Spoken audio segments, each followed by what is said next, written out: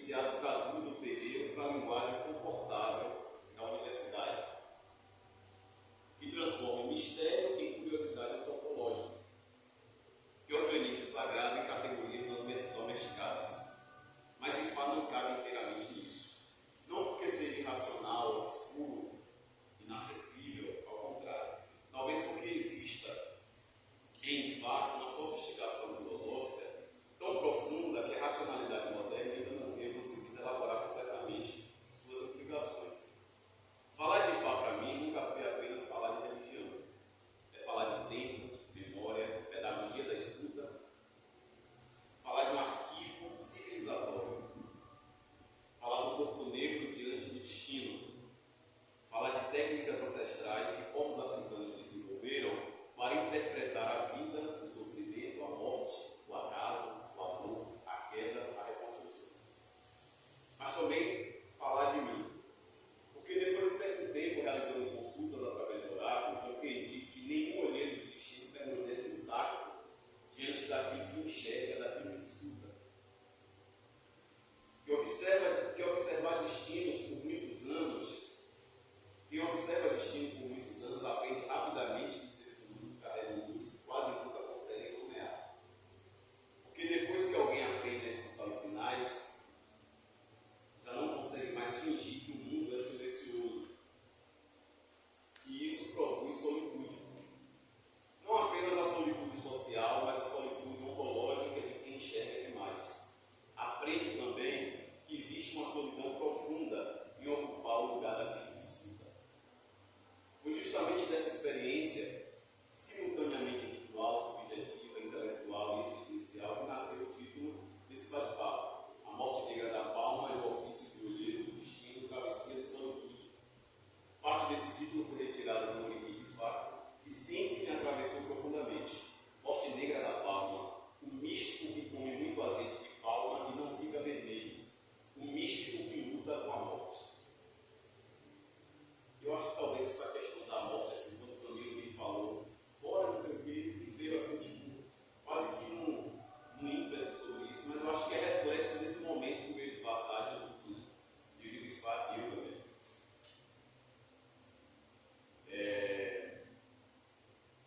Mais adiante, tem um outro verso que diz: aquele que é testemunha de todo o destino. Vou me lá e falo.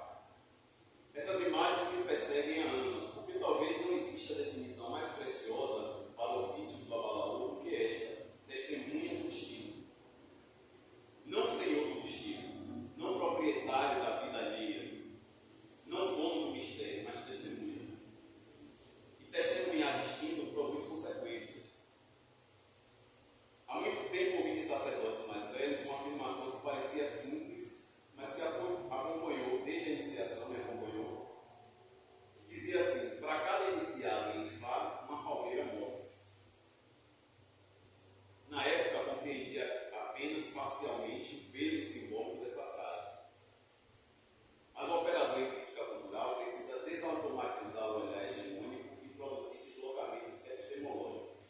Hoje entendo que essa fala está se referindo à transformação. A palmeira não morre apenas materialmente, ela se transmuta. Ela deixa de ser árvore e torna-se arquivo vivo. A palmeira agora sou eu.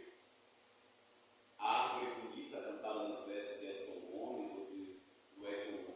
A palmeira morre para tornar-se linguagem, morre para tornar-se memória, para tornar um instrumento de leitura da existência. Mas talvez o iniciado também precise morrer um pouco. Morre uma determinada ingenuidade diante da vida, uma relação superficial com o tempo.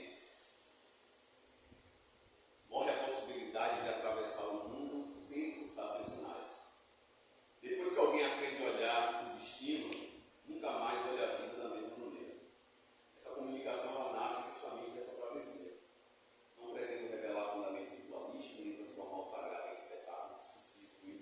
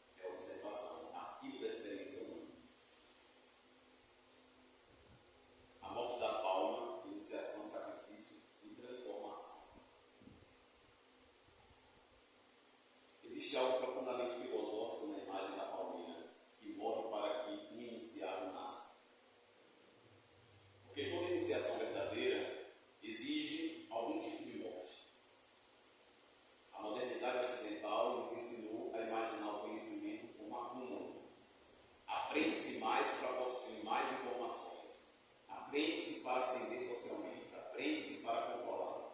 Mas os saberes ancestrais africanos frequentemente operam uma lógica diferente. Aprender implica transformação, e transformar-se implica perder algo. Em muitos sentidos, a iniciação de fato, em fato, existe uma ruptura radical com determinadas percepções da vida. Não porque o iniciado se torne alguém superior, mas porque ele passa a ocupar outro lugar diante da existência. O aluno aprende pouco a pouco o que o mundo fala. As folhas falam, os sonhos falam, o silêncio, repetições, o corpo fala, os encontros falam, as quedas, os atrasos, os elogios, a luz falam, as mortes também falam. E talvez o mais difícil seja justamente aprender a escutar. Num mundo profundamente marcado pela aceleração, pela produtividade compulsória, pelo excesso de ruído, de fato ainda exige tempo. Exige observação, escuta, presença. A iniciação não entrega apenas respostas prontas sobre a vida. Ela reorganiza o modo como o sujeito percebe a vida. Por isso penso que a morte negra da palma também pode ser compreendida como morte epistemológica. Morre um determinado regime de percepção do mundo. Morre a arrogância de imaginar que tudo pode ser explicado apenas pela racionalidade moderna. Morre a ideia colonial de que o conhecimento legítimo é somente aquele autorizado pelas instituições ocidentais. E aqui existe um ponto que eu acho interessante. Durante séculos, o colonialismo europeu empenhou-se em destruir os sistemas africanos de produção de conhecimento. Não bastava escravizar os povos, era necessário também desqualificar as cosmologias, filosofias, linguagens e tecnologias ancestrais. As religiões de orientação africana, referidas ao termo orientação, a AMIS, foram reduzidas à superstição.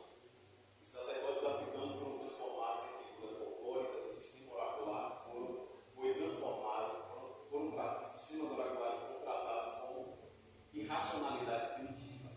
Contudo, talvez a grande permanência africana na diáspora tenha sido justamente a sobrevivência dessa epistemologia. De fato, atravessou o Atlântico, atravessou a escravidão, as perseguições, a violência missionária, atravessou o racismo. E continua existindo, tal qual Caetano Veloso, nos seus versos de 1985, na sua canção de Lago do Povo, em que, na minha leitura, elaborou uma metáfora entre o peixe-xarel e os africanos escravizados que vieram para o Brasil. A característica do xarel, sua coloração escura, a localização e trajeto geográfico percorrido no Oceano Atlântico, o seu espinho sobre a pele e a dor da escravidão, mas também a sua resistência. Então, tudo isso entrelaça-se poeticamente, não apenas com a história da escravidão dos africanos, mas também com a oralidade religiosa afro-diaspórica. A permanência, de fato, é também a permanência de uma outra forma de pensar o mundo. O candomblé, eu ouvi de um tata de Angola, um sacerdote de Angola, que ele dizia assim: o candomblé, mas eu também estendo isso aí, fato, é uma forma de ser, é uma forma do ser se encontrar com ele mesmo. Não de fora para dentro, nem de dentro para fora. Mas o processo do candomblé é de dentro para fora. Dá para botar em meio. O arcabouço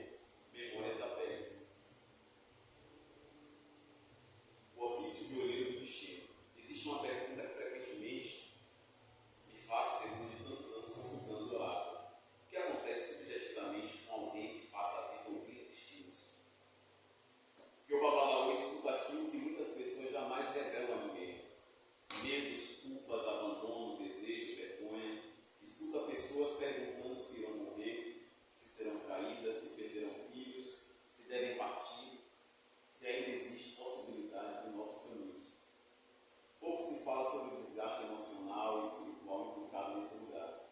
A academia frequentemente estuda o sacerdote como objeto etnográfico, mas raramente pensa o sacerdote enquanto sujeito atravessado pela escuta contínua do sofrimento humano. Talvez seja aí exatamente que a figura do olheiro do destino se torna tão potente, que o olheiro é aquele que aprende a ver aquilo que os outros não veem. Mas ver demais também tem um preço. Quem consulta esse padrão durante muitos anos percebe padrões e repetições. Aliás, essa é a base do sistema moral popular no corpo literário do fato.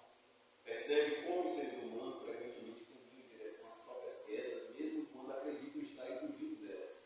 Vulnerabilidade, nascimento, destino. Percebe que muitas pessoas desejam respostas quando, na verdade, desejam confirmação de seus próprios impulsos. Percebe também que existe algo profundamente frágil na condição humana. Talvez por isso que o Oriki afirme: apenas o céu conhece quem será salvo. Existe aí uma filosofia radical da humildade. O aluno interpreta, observa, escuta, apreende e aprende, ou não também, mas não controla a vida. E isso diferencia profundamente e falha muitas leituras fatalistas produzidas sobre o sistema divinatório africanos. O Fá não elimina a incerteza da existência. O Fá ensina outras formas de caminhar dentro dela. O destino dentro da tradição iorubá não é uma sentença absoluta, é travessia, é possibilidade, negociação, é relação. E tudo isso torna o ofício do Babalaú profundamente ético. Porque consultar destino exige responsabilidade, exige cuidado com a palavra, exige compreensão, orientação ritual, para poder reorganizar a vida de alguém.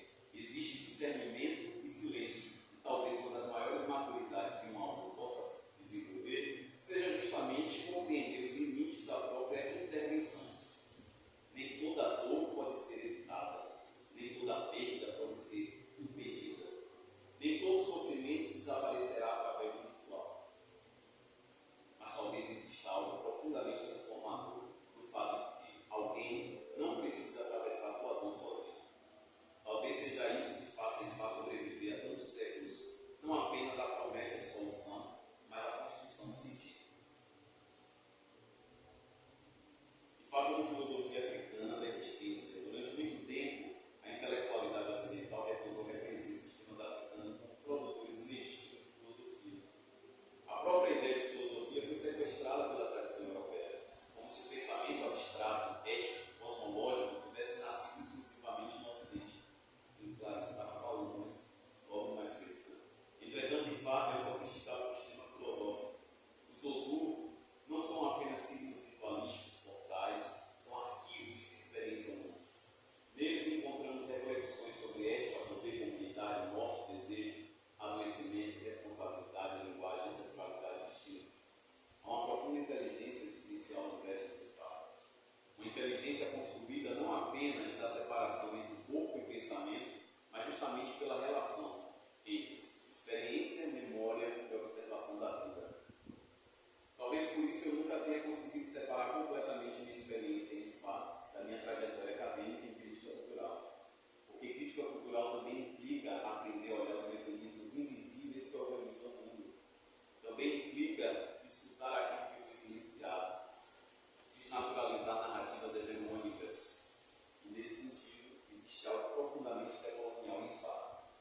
Não porque Fá tenha surgido para responder às categorias acadêmicas contemporâneas, mas porque sua própria existência desafia a colonialidade do conhecimento. E Fá sobrevive como prova de que os povos africanos produziram sistemas complexos de elaboração da existência muito antes da violência colonial. E talvez seja justamente isso que o racismo estrutural ainda tenta apagar. A ideia de que a África produziu pensamento, produziu ciência, filosofia, tecnologia espiritual, produziu epistemologias sofisticadas. Quando um aluno consulta o oráculo, ele não está apenas realizando um rito religioso, está mobilizando uma tradição milenar de interpretação da experiência humana. E isso precisa ser dito com todas as letras, porque reduzir Fá à superstição é também uma forma de racismo epistemológico. Talvez uma das partes mais difíceis desse caminho seja a solitude. Não falo aqui apenas da solitude afetiva, embora ela também atravesse muitos corpos negros. Falo da solitude existencial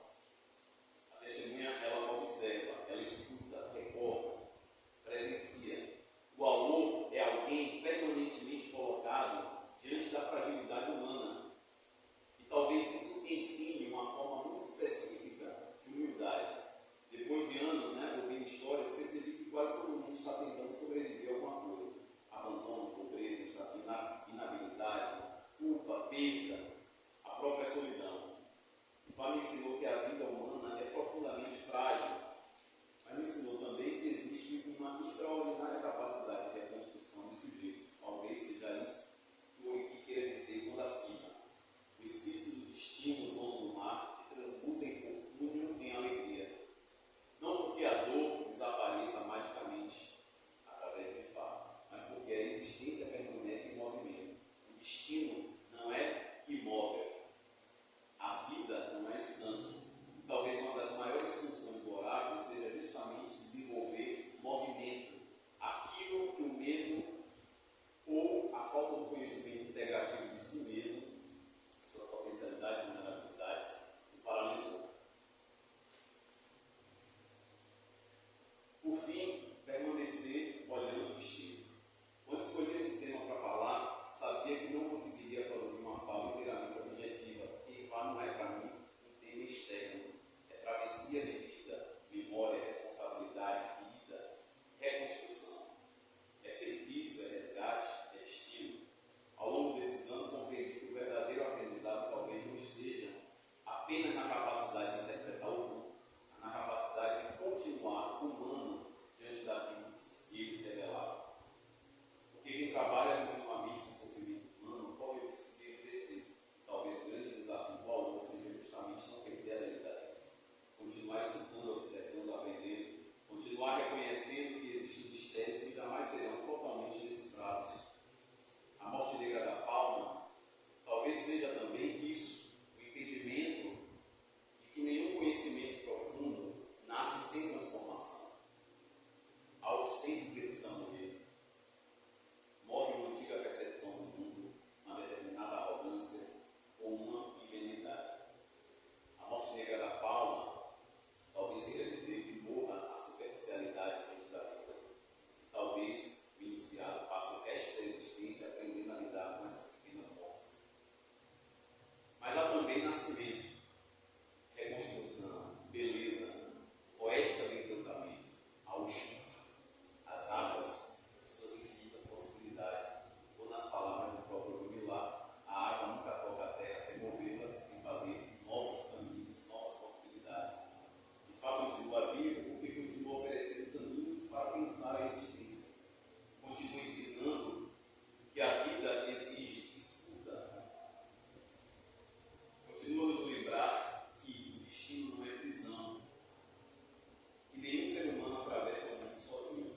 Talvez o verdadeiro ofício do herdeiro do destino seja exatamente esse: aprender a permanecer diante da vida sem deixar de escutá-la, mesmo quando ela dói, mesmo quando ela silencia, ou quando ela parece apenas encaminhar para a ruína e destino, porque às vezes sobreviver também é uma forma de sabedoria. E talvez seja justamente isso que Fá vem tentando nos ensinar há séculos. É isso.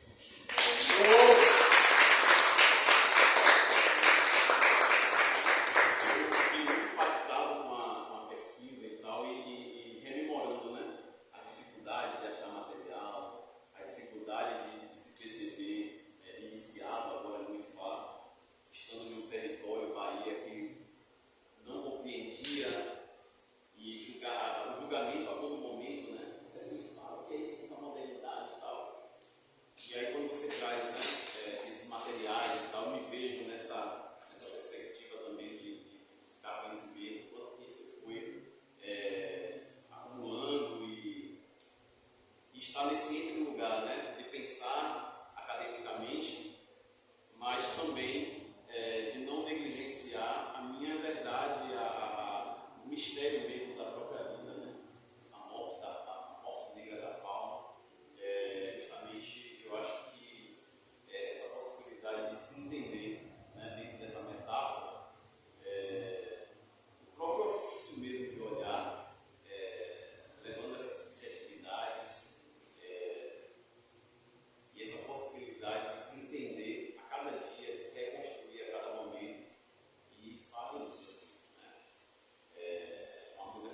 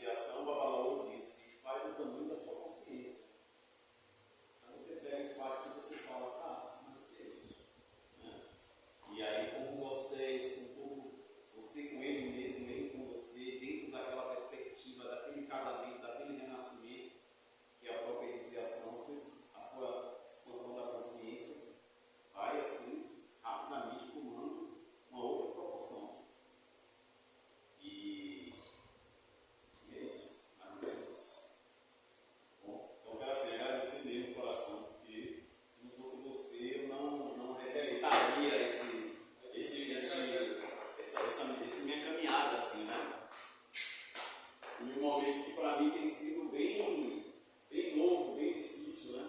Mas também de muita força, né?